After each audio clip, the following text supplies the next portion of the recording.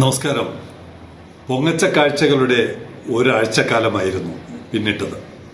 Sailing commentary ആരംഭിക്കുന്നു.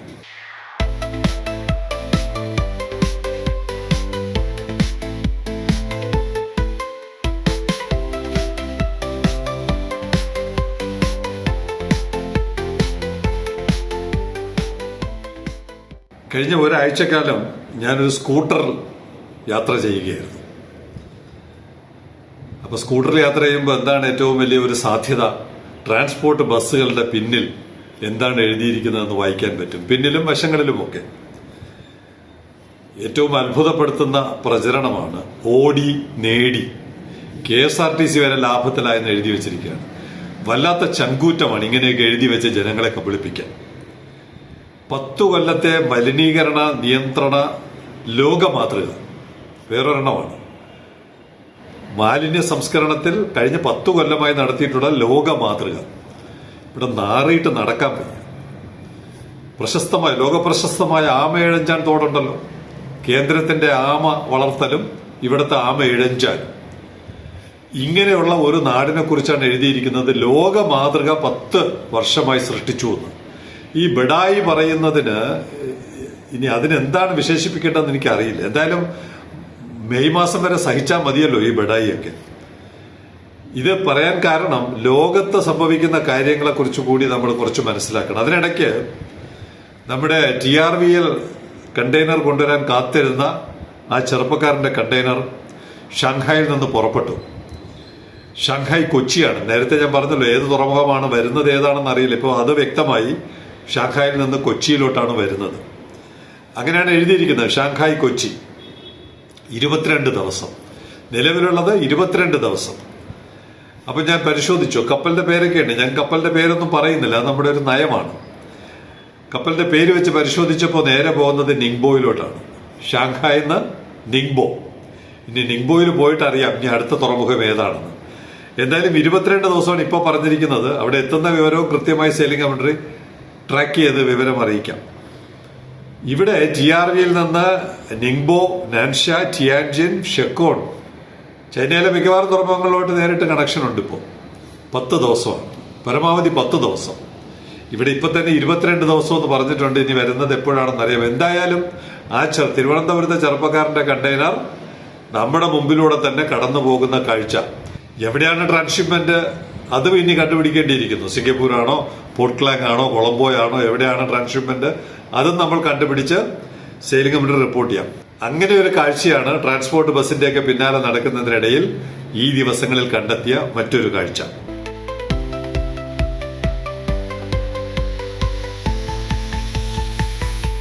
സ്വന്തമായിട്ട് എന്തെങ്കിലും ചെയ്യുന്നതിന് ഒരു അഭിമാനം തോന്നുന്നവർക്ക് മാത്രമേ സമൂഹത്തിൽ ചില ഇന്റർവെൻഷൻസ് നടത്തി സമൂഹത്തെ മുന്നോട്ട് നയിക്കാൻ കഴിയുകയുള്ളൂ. അത്തരം ആഹ്ലാദങ്ങളൊന്നുമില്ലാതെ, അത്തരം നേട്ടങ്ങളിൽ അഭിമാനിക്കണമെന്ന് ചിന്തയുള്ളവർക്ക് മാത്രമേ ഇതൊക്കെ ചെയ്യാൻ തോന്നുകയുള്ളൂ. വാസ്തവത്തിൽ ഈ ക്രൂഡ് ഓയിലിന്റെ കണ്ടെത്തൽ, അല്ലെങ്കിൽ അതിനെ തുടർന്ന് പെട്രോൾ ഇറക്കുമതി, നമ്മുടെ രാജ്യത്ത് പെട്രോൾ വരുന്നു. ഇവിടുന്ന് മലയാളികൾ കൂട്ടത്തോടെ ആകാശവാണിയിലെ പരസ്യം കേട്ട ഓർമ്മയുണ്ട്. ഇവിടുന്ന് വിമാനം, തിരുവനന്തപുരത്ത് നിന്നാണല്ലോ അന്ന് ഏക വിമാന സർവീസ് ഉള്ളത് ഗൾഫിലോട്ട്.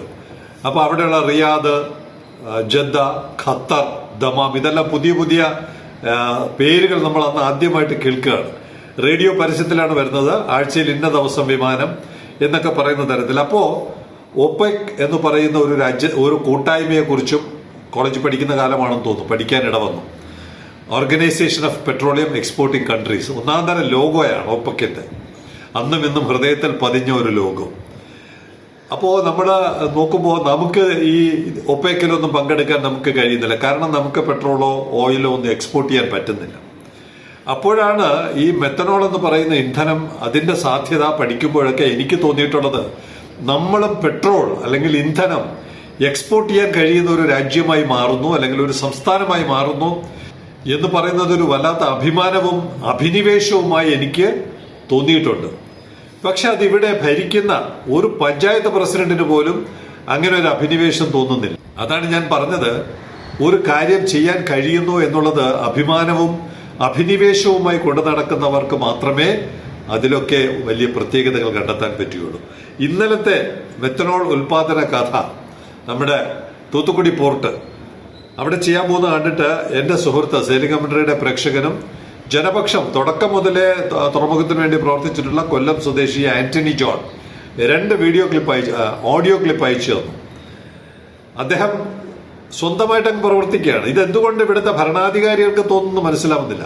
ഒരു പ്രാവശ്യം ഒരു കാര്യം കണ്ടാൽ അതിനകത്ത് സബ്സ്റ്റൻസ് ഉണ്ട് എന്ന് മനസ്സിലാക്കിയ അവർ ഇമ്മീഡിയറ്റ് ആയിട്ട് അവർക്ക് പിന്നെ ഇരിക്കപ്പുറതിയില്ല.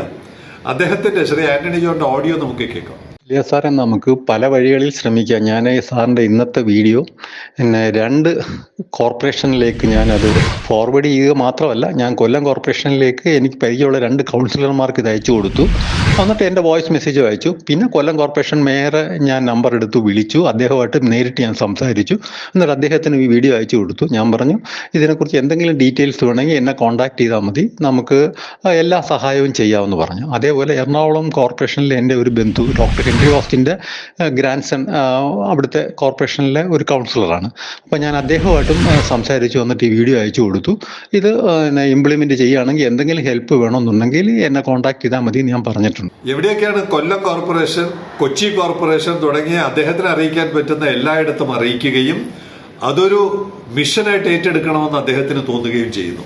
ഇവിടുത്തെ ഒരു പഞ്ചായത്ത് പ്രസിഡന്റ് അത് തോന്നുന്നില്ല.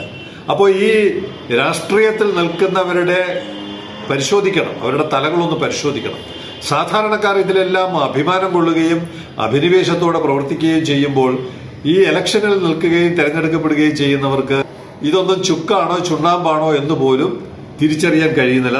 ഇവിടെ ഈ മാലിന്യ സംസ്കരണം എന്ന് പറയുന്നത് 1-ാം തരം ഒരു കറവപ്പശുവാണ് എന്നും ശ്രീ ആന്റണി ജോൺ സമർത്ഥിക്കുന്നുണ്ട്. അദ്ദേഹത്തിന്റെ സ്വന്തം അനുഭവത്തിൽ നിന്നും അദ്ദേഹം വെളിപ്പെടുത്തുകയാണ്. സാറേ, എനിക്ക് വേറൊരു വിഷയം കൂടി ഇതിൻ്റെ കൂടെ ചേർത്തൊന്ന് പറയണമെന്നുണ്ട്. സാറ് അത് തീരുമാനിച്ചോ അത് ഇടണോ വേണ്ടായെന്ന്? അതായത് കൊല്ലം കോർപ്പറേഷൻ കഴിഞ്ഞ 25 വർഷമായിട്ട് ഈ LDF ഭരിക്കുകയായിരുന്നു. ഏറ്റവും കൂടുതൽ അഴിമതി നടന്നത് ഈ മാലിന്യ സംസ്കരണ വിഷയത്തിലായിരുന്നു. 2005-2010 കാലഘട്ടത്തിൽ കൊല്ലത്തെ ഒരു മേയർ 9 കോടി രൂപയ്ക്ക് ഒരു മാലിന്യ സംസ്കരണ പ്ലാന്റ് വാങ്ങി. എന്നിട്ട് ഈ മാലിന്യങ്ങൾ ട്രാൻസ്പോർട്ട് ചെയ്യാൻ 40 ഓട്ടോറിക്ഷയും, ഒരു ദിവസം പോലും അത് ഉപയോഗിക്കാതെ ഈ 40 ഓട്ടോറിക്ഷയും ഈ 9 കോടി രൂപയുടെ പ്ലാന്റും ഒരു 6 മാസത്തിന് മുമ്പേ അവരത് സ്ക്രാപ്പ് വിലയ്ക്ക് വിറ്റ് നികുതിദായകരുടെ ഇത്രയും പണം തൂർത്തടിച്ച അല്ലെങ്കിൽ അഴിമതി കാണിച്ച് നഷ്ടപ്പെടുത്തിയ ഈ മേയറുടെ പേരിൽ ഒരു നിയമ നടപടി ഇന്ന് വരെ ആരും എടുത്തിട്ടില്ല.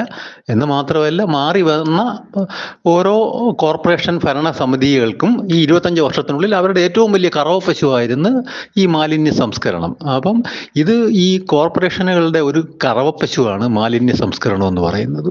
ഇനി പ്രേക്ഷകർ തീരുമാനിക്കുക. മെത്തനോൾ ആയാലും ഇനിയിപ്പോ ഇവിടെ ക്രൂഡ് ഉണ്ടെന്ന് അറിഞ്ഞാൽ പോലും ആരെങ്കിലും അത് കുഴിച്ചെടുക്കാൻ മെനക്കെടുമോ എന്ന് പോലും സംശയമുണ്ട്. വല്ലാത്ത ഒരു തലമുറയായി പോയി നമ്മുടെയൊക്കെ ജീവിതം. ഇത്തരം സാധ്യതകളുടെ നടുവിൽ കിടന്ന് നട്ടം തിരിയാൻ വിധിക്കപ്പെട്ട ഒരു തലമുറ.